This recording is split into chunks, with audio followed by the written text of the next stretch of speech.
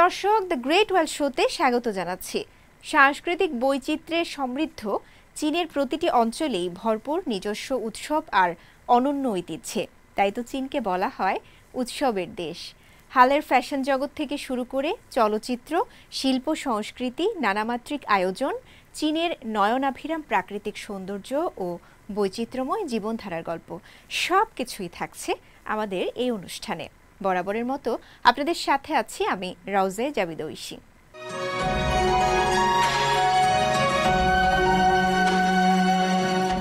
বিশ্বের ছাদে অবস্থিত এক অনন্য স্থাপত্যের জগৎ, হাজার বছরের এক জীবন্ত ইতিহাস।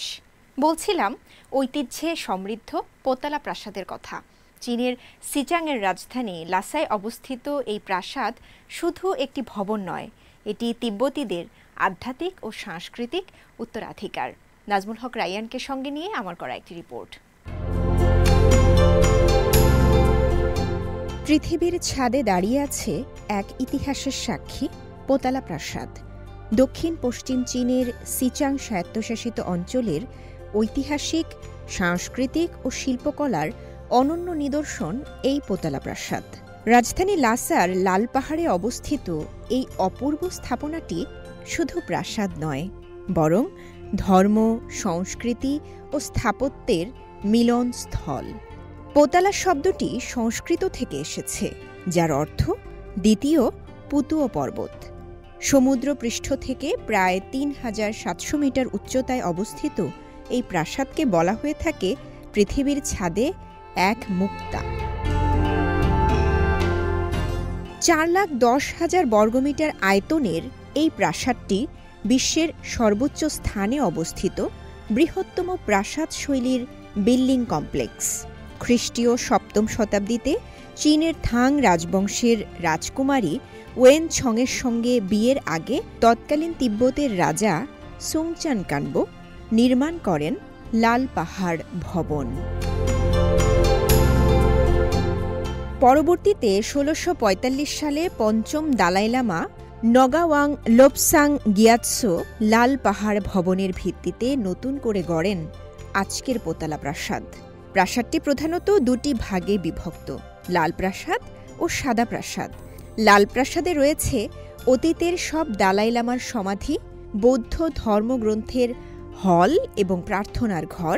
আর সাদা প্রাসাদ ছিল দালাই লামাদের আবাস এবং প্রশাসনিক কার্যক্রমের কেন্দ্র।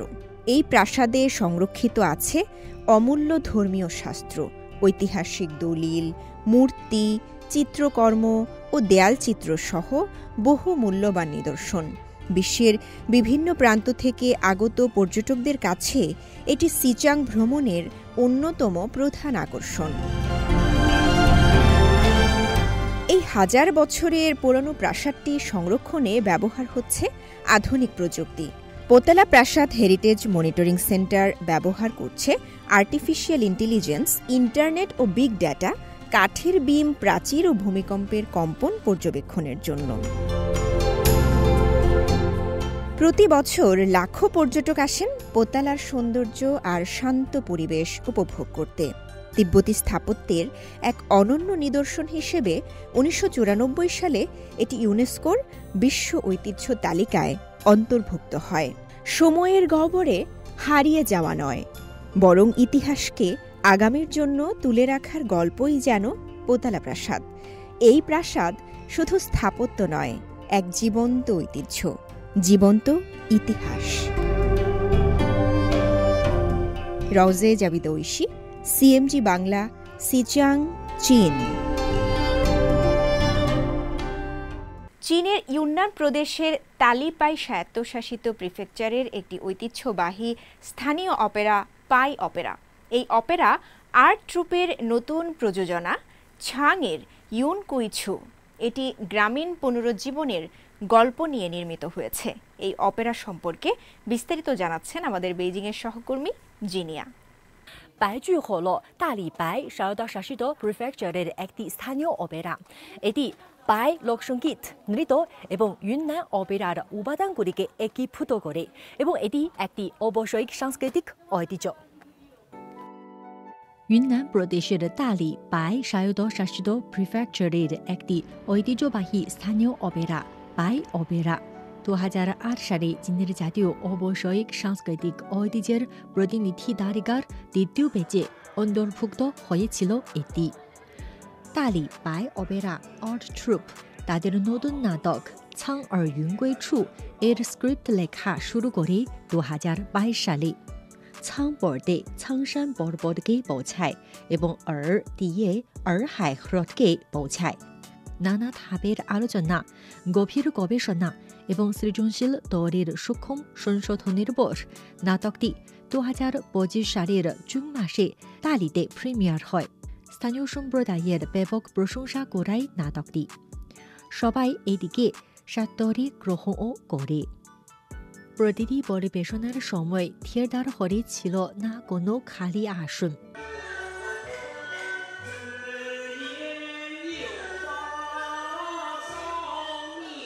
নাটকটির প্রযোজক এবং শৈল্পিক পরিচালক চ্যাং গুও একজন পাই নৃগোষ্ঠীর সদস্য, যিনি 30 বছরেরও বেশি সময় ধরে পাই অপেরা শিল্পের উন্নয়নে নিযুক্ত আছেন।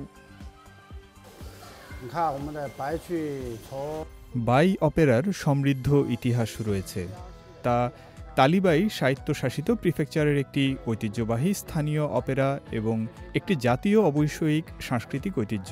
আমাদের পরিবেশনা ছাংয়ের ইউন কুইছু একটি আধুনিক বাই অপেরা যা গ্রামীণ পুনরুজ্জীবনকে প্রতিফলিত করে।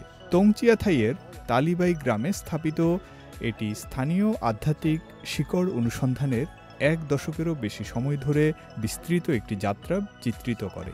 আমরা আশা করি এই পরিবেশনার মাধ্যমে তরুণরা তালি প্রিফেকচারের উন্নয়ন এবং পরিবর্তনগুলো প্রত্যক্ষ করবে এবং এর উন্নয়নে অবদান রাখার জন্য সেখানে ফিরে আসবে। পাই অপেরাতে cello এবং বেসের মতো পশ্চিমা বাদ্যযন্ত্রও রয়েছে।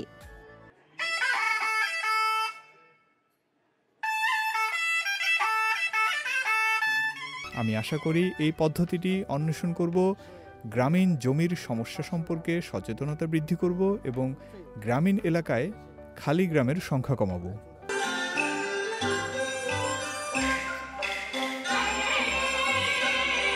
আমি 25 বছর ধরে পাই অপেরা পরিবেশন করছি। যখন আমি প্রথম শুরু করেছিলাম তখন আমি বাচ্চাদের চরিত্রে অভিনয় করতাম, কিন্তু বড় হওয়ার সাথে সাথে আমার ভূমিকাগুলো সেই অনুযায়ী বিকশিত হয়েছে। আমাদের পাই অপেরাটির স্বতন্ত্র জাতিগত বৈশিষ্ট্য রয়েছে এবং সংখ্যালঘু অপেরা হিসেবে সঙ্গীত, পোশাক এবং নৃত্য একটি অনন্য অভিজ্ঞতা নিয়ে আসে। নতুন মাধ্যমের দ্রুত বিকাশের সাথে সাথে আমি আশা করি এই পরিবেশনা এবং বিনিময়ের মাধ্যমে আরও তরুণ এবং আন্তর্জাতিক বন্ধু পাই অপেরার প্রেমে পড়বে।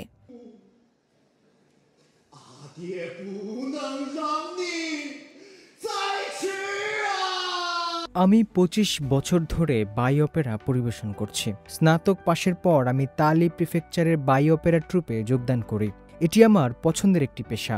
আমি বাই অপেরার অভিনেতা হতে পেরে খুবই খুশি এবং ভাগ্যবান। আমাদের পরিবেশনা তালি প্রিফেকচারের অনেক বৈশিষ্ট্যকে অন্তর্ভুক্ত করেছে এবং আমাদের নাটকগুলো মূলত স্থানীয় উপভাষার উপর ভিত্তি করে তৈরি। এত বছর ধরে পরিবেশনার পর আমি তরুণ প্রজন্মের সাথে আমার অভিজ্ঞতা ভাগাভাগি করে নিতে আগ্রহী, যাতে বাই অপেরাকে আন্তর্জাতিক পর্যায়ে নিয়ে যেতে পারি। এই নাটকটিতে পাই জাতিগত গান ও নৃত্য, অবৈষয়িক সাংস্কৃতিক ঐতিহ্যের কৌশল, ড্রোন ও AR প্রযুক্তির মিশ্রণ রয়েছে, যা একটি শক্তিশালী মঞ্চ পরিবেশনা তৈরি করে। এই নাটকটি স্থানীয় পাই অপেরাকে আধুনিক উপাদানের সাথে একত্রিত করে একটি আকর্ষণীয় এবং মনোমুগ্ধকর মঞ্চ পরিবেশনা তৈরি করে। ঐতিহ্যবাহী উপাদান এবং আধুনিক পরিবেশনা কৌশলের জৈব মিশ্রণ সত্যি একটি অভিনব অভিজ্ঞতা তৈরি করে।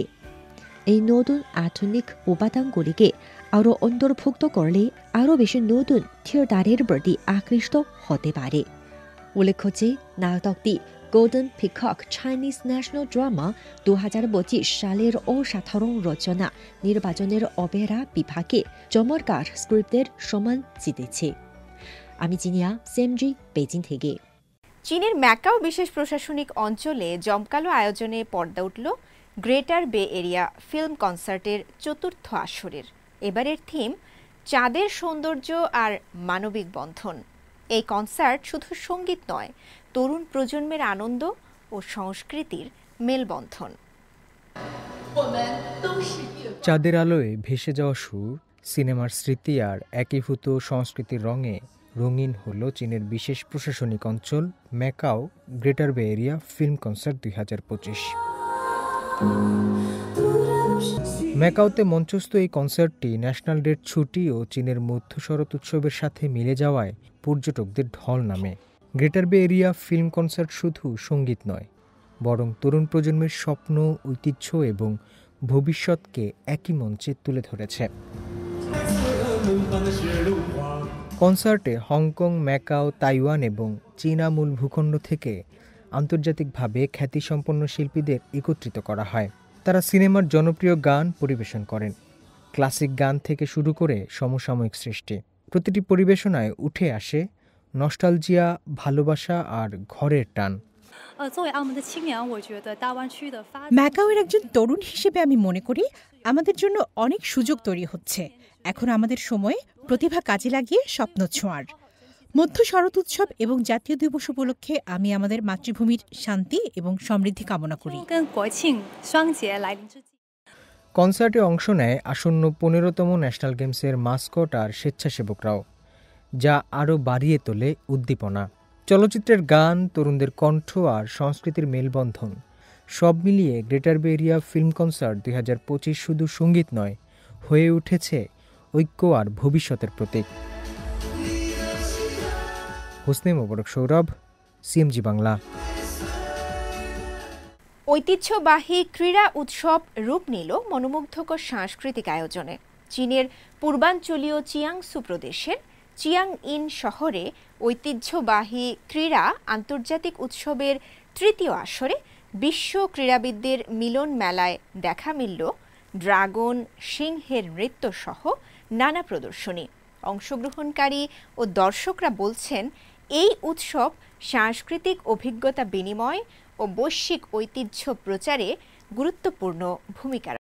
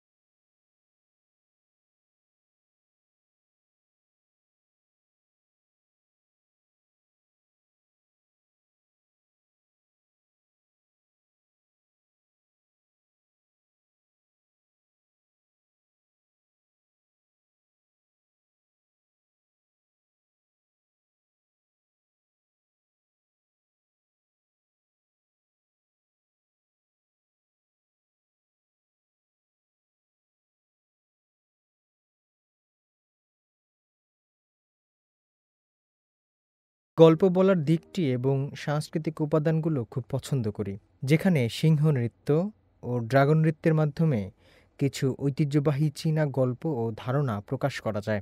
আমি বিশ্বাস করি স্থানীয় ও আন্তর্জাতিক পর্যায়ে প্রতিযোগিতা আমাদের ক্রীড়াবিদদের সাধারণভাবে নিজেদের উন্নত করতে সাহায্য করে।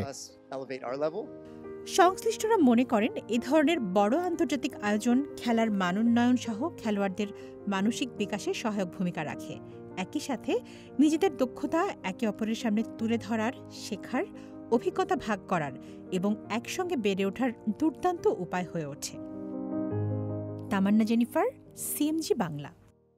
চীনের উত্তর পশ্চিমাঞ্চলীয় সিনচিয়াং উইগুর স্বায়ত্তশাসিত অঞ্চলের শিক্ষার উন্নয়নে অবদান রাখছে তরুণ প্রজন্ম। সীমান্তবর্তী এলাকায় এবং গ্রামীণ পর্যায়ে কাজ করে তারা জানান দিচ্ছে তারুণ্যের শক্তি।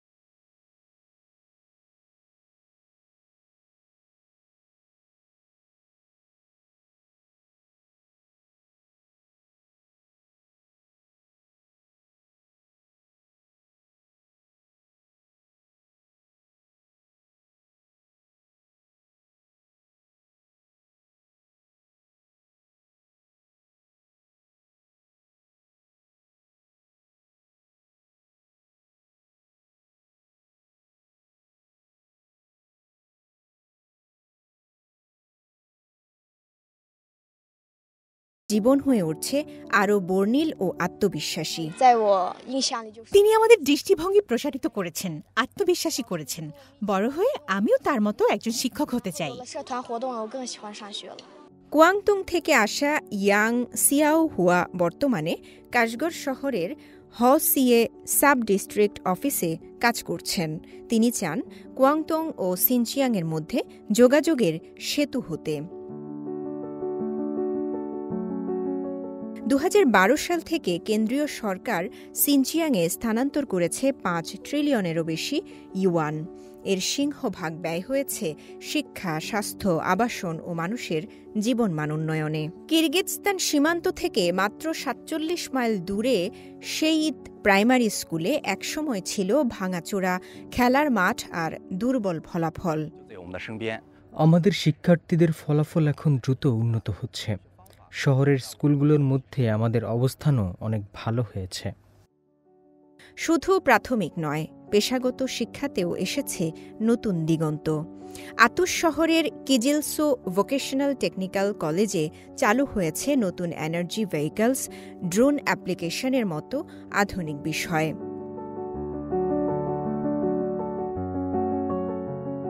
2012 সালের 18তম সিপিসি জাতীয় কংগ্রেসের পর থেকে সরকার তরুণ প্রতিভা উন্নয়নে বিভিন্ন পদক্ষেপ নিয়েছে।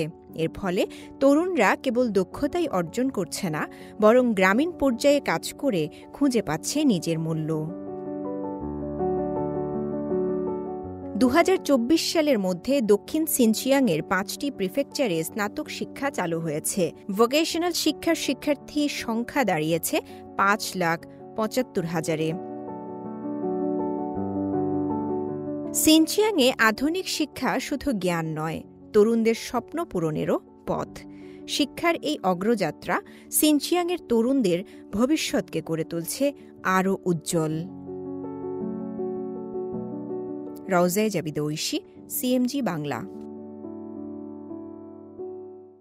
উত্তর পশ্চিম চীনের সিনচিয়াং উইগুর স্বায়ত্তশাসিত অঞ্চলের এক প্রাথমিক বিদ্যালয়ের সঙ্গীত শিক্ষক চৌ চ্যাং ওয়াং।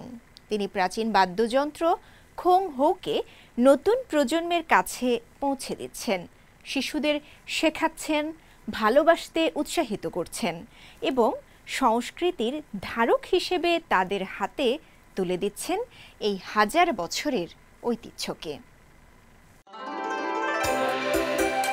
চীনের সিনচিয়াং অঞ্চলের বাইংকলিন মঙ্গোলিয়ান স্বায়ত্তশাসিত প্রিফেকচারের সিমো কাউন্টি। এখানেই উন্মোচিত হয়েছিল খোংহো, যাকে বলা হয় বিশ্বের প্রাচীনতম তারযুক্ত বাদ্যযন্ত্র। দেখতে অনেকটা পাশ্চাত্যের হার্পের মতো হলেও সুরে ও স্বকীয়তায় একেবারেই আলাদা। সিএমও কাউন্টি নং 2 প্রাইমারি স্কুলের সঙ্গীত শিক্ষক চৌ চেং ওয়াং প্রথম এই বাদ্যযন্ত্রের সঙ্গে পরিচিত হন শিক্ষকতা জীবনের শুরুতেই। প্রথমবার খোংহো দেখেই ভেবেছিলাম এটা বোধহয় হার্প। তখন সবাই বলল, না, এটা খংহো। সেখান থেকে শুরু আমার যাত্রা। শিখলাম, বুঝলাম এবং অন্যদের সঙ্গে ভাগাভাগি করতে শুরু করলাম। খংহোর সুর সত্যিই অপূর্ব। এটা চীনা ঐতিহ্যবাহী বাদ্যযন্ত্রগুলোর সঙ্গে দারুণভাবে মিশে যায়। বছর কয়েক আগে চৌসহ আরও ৩০ জন শিক্ষককে বেছে নেওয়া হয় খংহো শেখার জন্য। তখনই আরেক শিক্ষক লিয়াংফু বাজিয়েছিলেন along the river during the চিংমিং ফেস্টিভ্যাল। সেই সুরের মুগ্ধতা চৌকে অনুপ্রাণিত করে দীর্ঘ ২ বছরেরও বেশি সময় ধরে অনলাইনে এবং সামনাসামনি খংহো শেখায়। এখন তিনি নিজেই শিশুদের হাতে তুলে দিচ্ছেন এই প্রাচীন বাদ্যযন্ত্র। প্রথম থেকে ষষ্ঠ শ্রেণী পর্যন্ত প্রতি ক্লাস থেকে ২-৩ জন বাছাই করি। অবসর সময়ে তারা এসে বাজায়, আমি শোনাই, ভুলগুলো শুধরে দেই। অবাক লাগে কিছু শিশু আমার থেকেও বেশি সময় অনুশীলন করে। ঘন্টার পর ঘন্টা কেবল ভালোবাসার টানে বাজিয়ে যায়। চৌয়ের অন্যতম ছাত্রী মিহরিয়া কুরবান কৃতজ্ঞতা জানালেন এই সুযোগের জন্য। আমাদের শিক্ষক অসাধারণ। তিনি আঙ্গুলের নাড়াচাড়া থেকে শুরু করে সুরের ত্রুটি পর্যন্ত ঠিক করে দেন। খংহোর সুর খুব বিশেষ। যখনই সুন্দর কোনো সুর শুনি মনে হয় এটা বাজিয়ে দেখতে হবে। বাজাতে পারলে ভেতর থেকে অদ্ভুত এক আনন্দ তৈরি হয়। শিক্ষার্থীদের চোখে মুখে যে ভালোবাসা, সেটাই চৌয়ের সবচেয়ে বড় প্রাপ্তি বলে জানালেন এই সঙ্গীত শিক্ষক। আমি বিশ্বাস করি খংহোর সুর অসাধারণ। এর নিজস্ব এক বিশেষ আকর্ষণ আছে। আমরা যত বেশি ছড়িয়ে দিচ্ছি, মানুষ তত বেশি এই বাদ্যযন্ত্রের নাম শুনছে, চিনছে। ভবিষ্যতে আরও অনেকেই এর সঙ্গে পরিচিত হবে। চীনের প্রাচীনতম এই তারযুক্ত বাদ্যযন্ত্র নতুন প্রজন্মের হাতে বেজে উঠছে। আর এই ঐতিহ্যের সেতুবন্ধনে কাজ করছেন এক সাধারণ শিক্ষক চৌ চেং ওয়াং। তার বিশ্বাস, খংহোর সুর ও সৌন্দর্য সীমানা পেরিয়ে ছড়িয়ে পড়বে সারা বিশ্বে। আল আমিন আজাদ, সিএমজি বাংলা। প্রিয় দর্শক, দ্য গ্রেট ওয়াল শো আজ এ পর্যন্তই। আমাদের অনুষ্ঠানটি টেলিভিশনের পাশাপাশি সোশ্যাল মিডিয়ার মাধ্যমে দেখতে www.facebook.com/cmg বাংলা এবং ইউটিউব চ্যানেল সিএমজি বাংলাতে ভিজিট করতে পারেন। পরবর্তী পর্বে নতুন কোনো আয়োজন নিয়ে দেখা হবে আপনাদের সঙ্গে। সে পর্যন্ত সবাই ভালো থাকুন, সুস্থ থাকুন। 再见。